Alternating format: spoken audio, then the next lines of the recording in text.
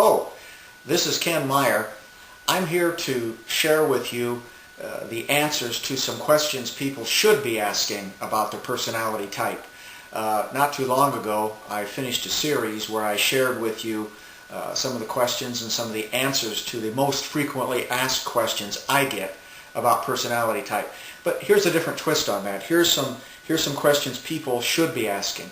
One of the questions people should be asking about their personality type, and I do get it sometimes, is, well, what are the natural personality types that are compatible with my personality types?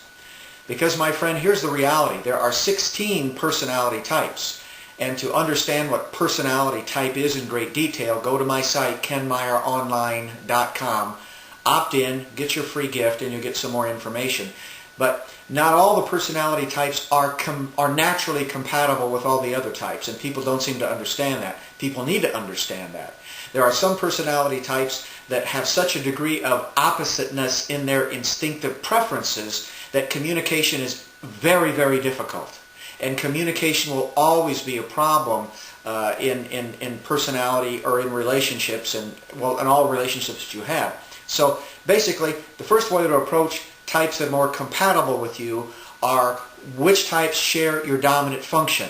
That's going to depend on what your dominant function is. But if you are a dominant intuit, you'd want to identify other types that also share dominant intuition. That would be a good fit for you. If you're a dominant sensor, if you're a dominant feeler, if you're a dominant thinker, you'd want to identify those types that have the same dominant function.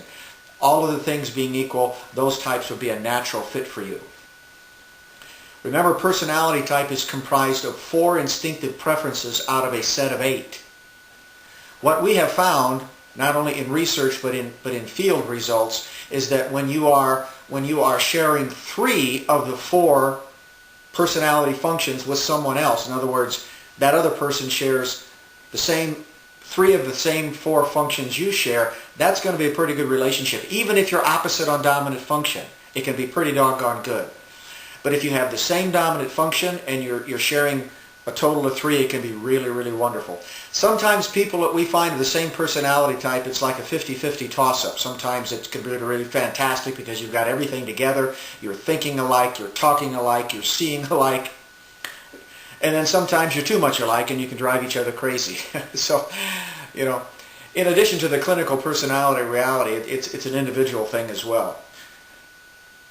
If you want to learn more about which personality types are most naturally compatible to you from the clinical perspective, there's a book out there called Perfect Love Compatibility ebook.com that will tell you all about this. It takes the 16 personality types and gives you a hierarchical ranking of which types are more compatible with that type. Again, that is Perfect Love Compatibility ebook.com. Go to my site, kenmeyeronline.com, opt in, get your free gift, and you can learn a lot more about personality type.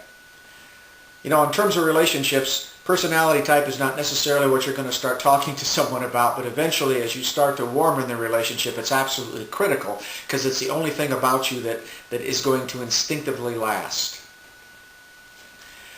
My friend, your personality type is the core of who you are.